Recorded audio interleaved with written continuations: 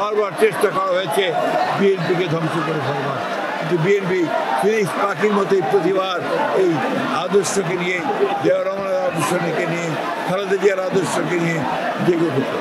আজকের এই দিনটি আমাদের বিএনপির জন্য যেমন গুরুত্বপূর্ণ, কিন্তু সারা দেশের মানুষের জন্য, জাতির জন্য গুরুত্বপূর্ণ।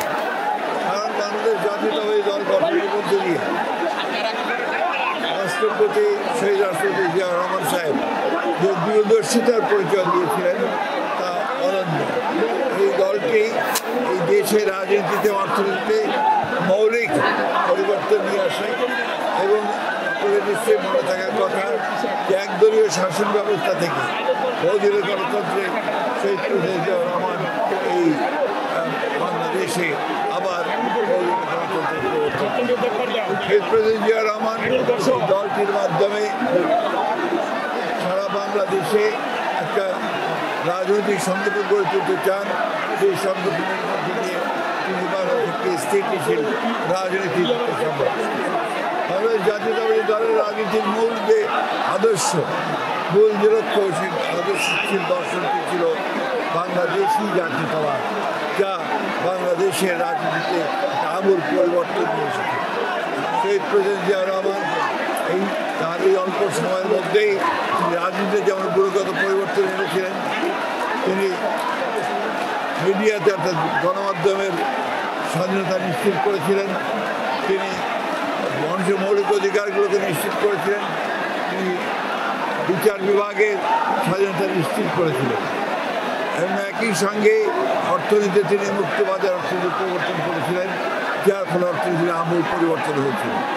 এই শহীদ প্রেসিডেন্ট জিয়াউর রহমান এই বিএনপির মাধ্যমে তিনি দেশে আমাদের যে গার্মেন্টস ফ্যাক্টরি, অর্থাৎ আপনার পোশাক শিল্প, সেই পোশাক শিল্প সূচনা করেছিলেন, বিদেশে শ্রমরপ্তানির কাজগুলো শুরু করেছিলেন এবং দেশে একটা আমূল পরিবর্তন হয়েছিল।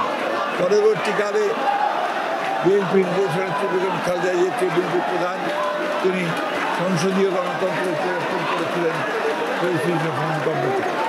এবং যে কেয়ারটেকার গভর্নমেন্টের যে বিধান, সেই বিধানও এই বিএনপি ইন্ট্রোডিউস করেছিল। সর্বোপরি বিএনপি গণতন্ত্রকে পুনরুদ্ধারের জন্য দীর্ঘ সংগ্রাম করেছে, লড়াই করেছে,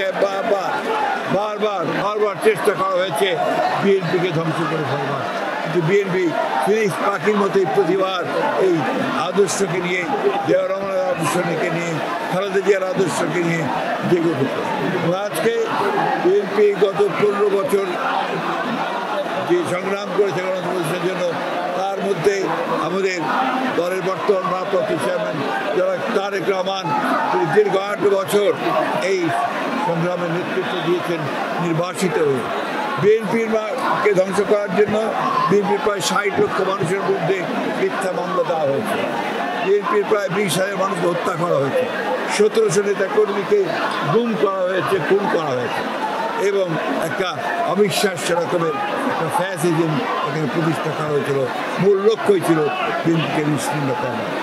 আল্লাহর অশেষ রহমতে জনগণের আন্দোলনের মধ্য দিয়ে, ছাত্রদের আন্দোলনের মধ্য দিয়ে আমরা সেই ভয়াবহ হাসিনা থেকে মুক্ত হতে পেরেছি, ফ্যাসিবাদ থেকে মুক্ত হতে পেরেছি।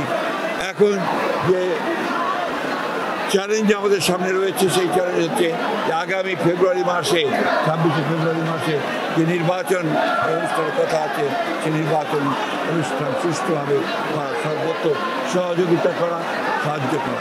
যে সংস্কার প্রস্তাবগুলো নিয়ে এসেছিল, সংস্কার যে আপনার কমিশনগুলো, সেই সংস্কার বিএনপি সর্বাত্মক সহযোগিতা করেছে এবং বিএনপির 31 দফা কর্মসূচি প্রবর্তনের মধ্যে দিয়ে বাংলাদেশের রাজনীতিতে সম্পূর্ণ আমূল একটি পরিবর্তন আনার ব্যবস্থা করে। জনগণের সমর্থনের মধ্য দিয়ে বিএনপি যদি রাষ্ট্র পরিচালনার দায়িত্ব পায়, তাহলে নিঃসন্দেহে আমাদের নেতা চেয়ারম্যান তারেক রহমানের নেতৃত্বে বাংলাদেশে বিএনপি একদিকে রাজনৈতিক পরিবর্তন ঘটাবে, অন্যদিকে অর্থনৈতিক প্রবৃদ্ধি ঘটাবে এবং নিঃসন্দেহে বাংলাদেশকে আরও সামনের দিকে এগিয়ে নিয়ে যাবে। ধন্যবাদ।